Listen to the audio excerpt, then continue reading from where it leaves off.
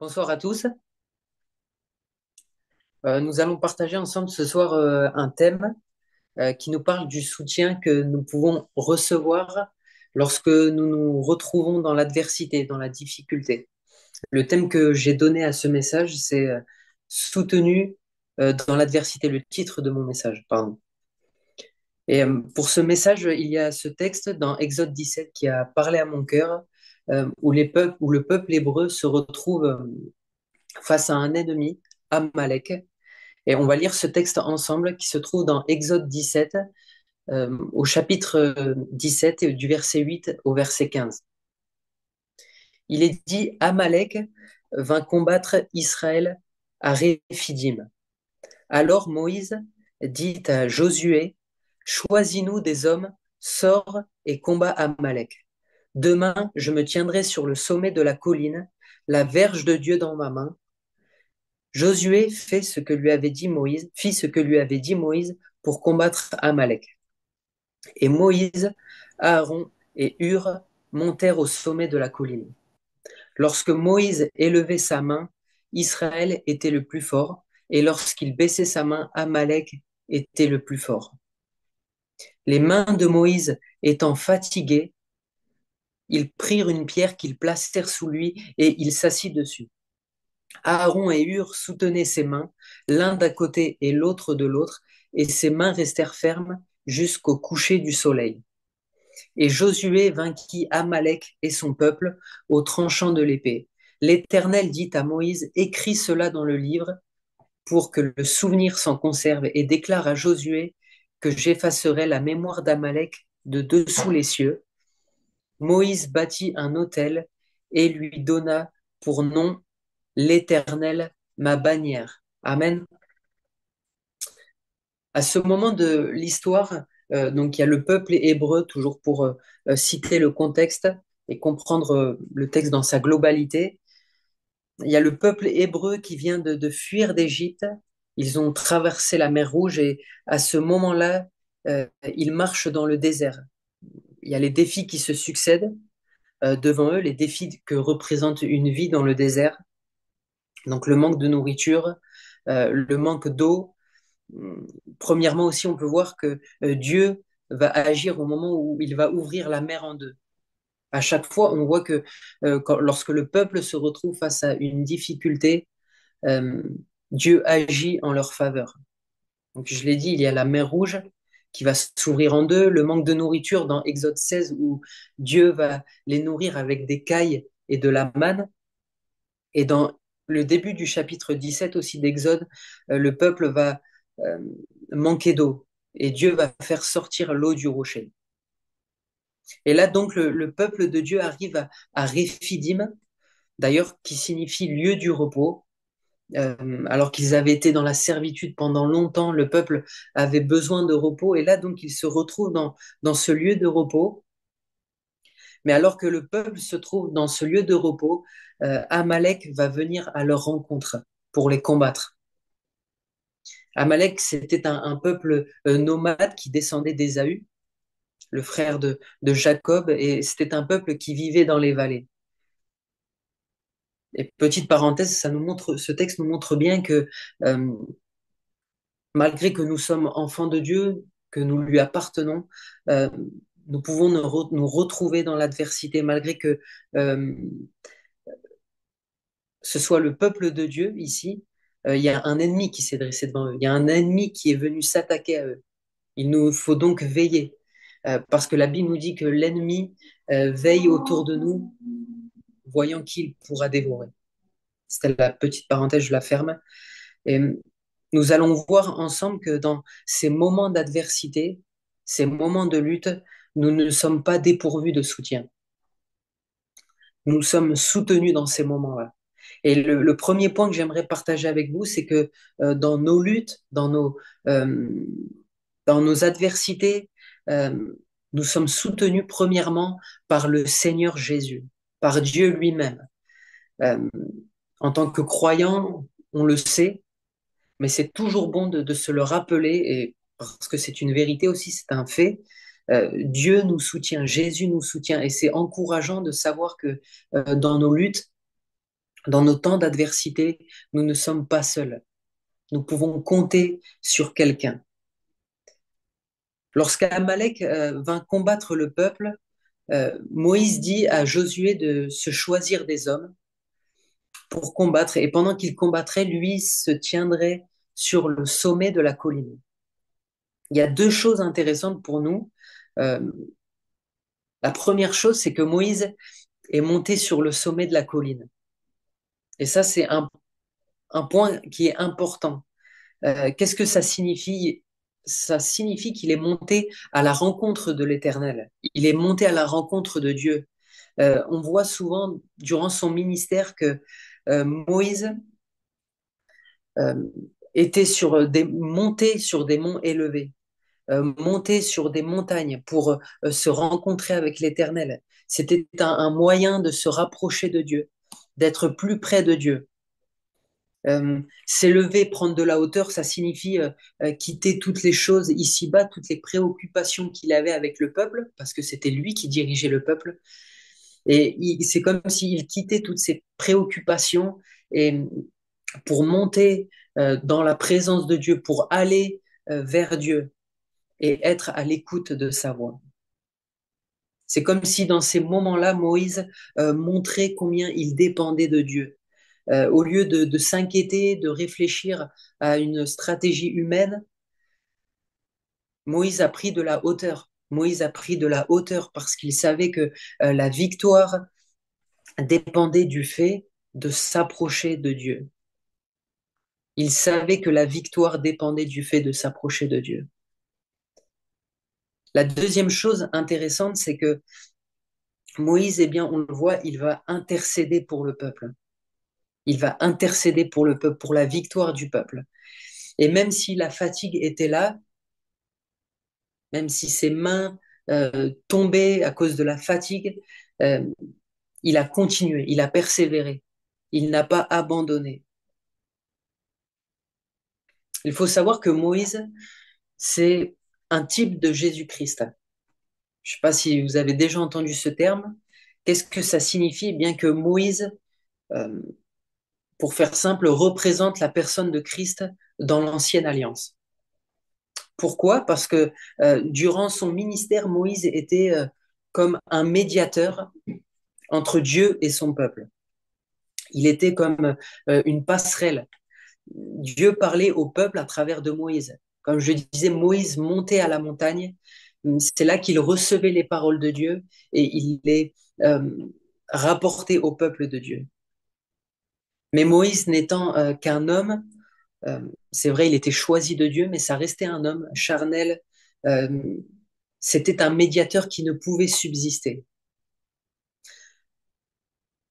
Mais Dieu, dans son amour, nous a envoyé un médiateur parfait qui subsisterait pour l'éternité, et ce médiateur, c'est Jésus. Il y a ce verset dans 1 Timothée 2,5 qui nous dit, car il y a un seul Dieu et un seul médiateur entre Dieu et les hommes, Jésus-Christ, homme. Le seul médiateur sur qui tu peux compter, le seul médiateur sur qui nous pouvons compter, c'est Jésus-Christ. C'est Jésus-Christ, lui qui est mort à la croix pour nos péchés. Euh, Dieu l'a ressuscité par son esprit afin que ce médiateur subsiste encore aujourd'hui et pour l'éternité. Amen. Afin que ce médiateur subsiste encore aujourd'hui. Et comme Moïse a intercédé pour le peuple dans cette lutte contre Amalek, dans nos combats aussi, nous avons l'assurance que Christ, qui vit encore, intercède pour nous. Nous avons l'assurance que Christ, qui vit encore, intercède pour nous. Je le répète parce que c'est tellement important. Et des fois, on ne le réalise pas vraiment que Christ vit, il est à la droite de Dieu et il intercède pour nous. C'est Paul qui nous le dit dans Romains 8, Christ est mort, bien plus, il est ressuscité, il est à la droite de Dieu et il intercède pour nous. Intercéder, c'est supplier Dieu en faveur de quelqu'un. C'est supplier Dieu en faveur de quelqu'un. C'est ce qu'a fait Moïse pour Josué et tous ces hommes qui combattaient contre Amalek. Et c'est ce que Jésus-Christ fait pour nous, je le crois. Amen. C'est ce que Jésus-Christ fait pour nous. Il intercède pour nous. On a l'exemple aussi avec Simon dans le livre de Luc où il est dit, Jésus va dire à Simon euh, que Satan les a réclamés pour les cribler comme le froment. Et Jésus va lui dire, mais j'ai prié pour toi, afin que ta foi ne défaille point. Jésus intercède pour toi dans tes luttes, dans tes combats, si tu as besoin de l'entendre. Jésus intercède pour toi. Alors que Moïse se fatiguait, euh, Jésus, lui, ne se fatigue pas. Jésus ne se fatigue pas, il ne sommeille ni ne dort, nous dit la parole de Dieu. Il ne sommeille ni ne dort. Et de plus, nous savons que Dieu est un Dieu fidèle et qu'il ne nous abandonnera pas. C'est vrai, des fois, il y a des situations qui peuvent se débloquer instantanément, mais il y a des fois aussi où certaines situations euh, prennent plus de temps. Prennent plus de temps. Je l'ai dit précédemment, le texte nous dit que Moïse se fatiguait. Ça veut dire que cette lutte, elle durait dans le temps. Elle durait depuis un certain moment. Mais il n'a pas abandonné. Il est resté fidèle. Cette lutte, elle, elle a duré un moment. Elle ne sait pas, et le peuple n'a pas remporté la victoire instantanément. Et il y a des luttes comme ça qui prennent du temps pour que la victoire soit remportée. Mais nous avons l'assurance que Jésus est fidèle, qu'il ne nous abandonne pas dans nos luttes, dans nos difficultés. Amen. Le deuxième point que j'aimerais partager avec vous, donc premier point, nous sommes soutenus par le Seigneur.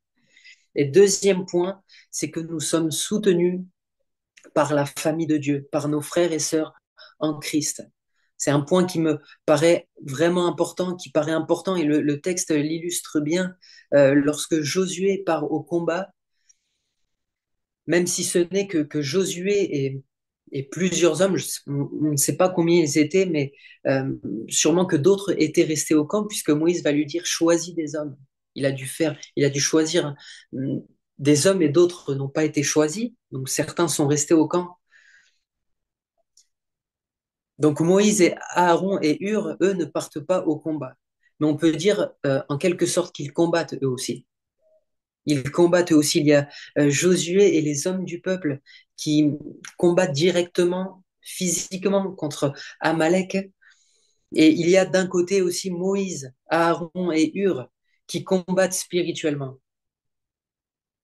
Et il en est de même pour nous, frères et sœurs. Il y a autour de nous des personnes qui se trouvent dans la difficulté, qui passent par des moments de lutte, des moments de combat, des attaques spirituelles.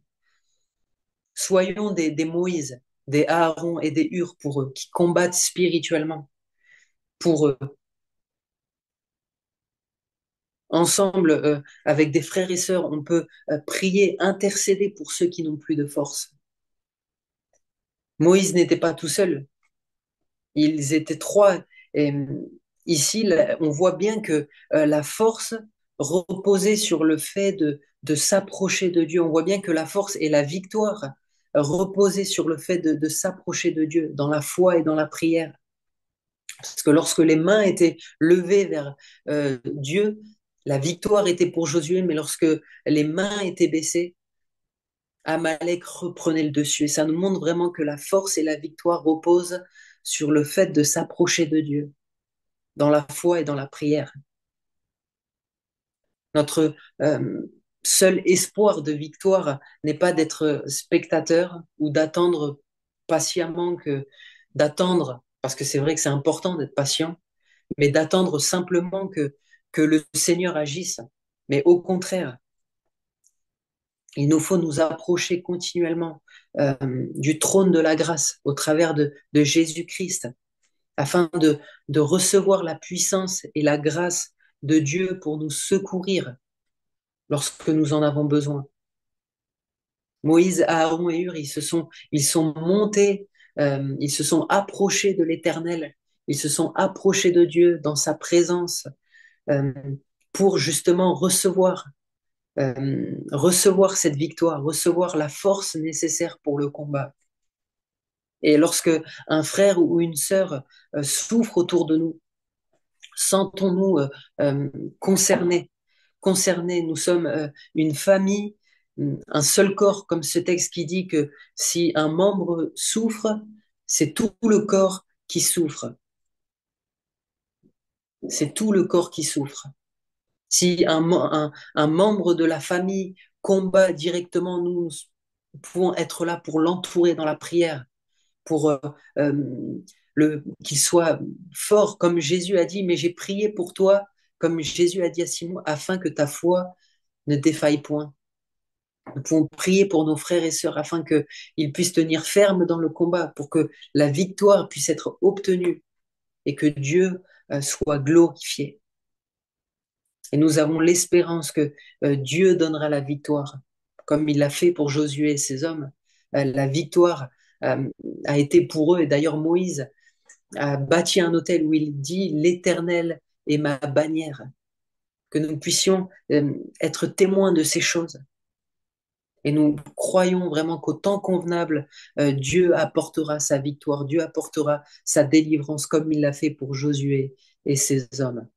Amen. Merci pour ces moments que nous pouvons passer dans ta présence, Seigneur mon Dieu. Merci pour ta fidélité. Nous savons que tu es un Dieu fidèle. Nous le croyons, Seigneur, et nous croyons que tu ne nous abandonnes pas, Seigneur. Jésus, merci parce que tu es à la droite du Père et tu intercèdes pour nous. Tu intercèdes pour nos frères et sœurs qui euh, n'ont plus de force, qui peut-être passent par des luttes, par des difficultés, qui sont peut-être attaqués spirituellement, Seigneur. Nous croyons que tu intercèdes pour eux et nous aussi, nous voulons être des intercesseurs. Nous voulons prier pour ceux qui sont dans la difficulté, ceux qui passent par l'épreuve. Amen, Seigneur. Si un membre souffre, c'est tout le corps qui souffre, Seigneur, et nous voulons nous sentir concernés, Seigneur, par tous ceux qui nous entourent et qui passent par des moments de faiblesse, par des difficultés. Seigneur Jésus, oui, donne-nous la force de persévérer, Seigneur. Donne-nous la foi, Seigneur, nécessaire. Nous voulons, Seigneur, venir auprès de toi comme Moïse, Aaron et Hur se sont approchés de toi, Seigneur. Nous voulons nous approcher de toi, Seigneur. À toi soit toute la gloire, mon Dieu. Amen.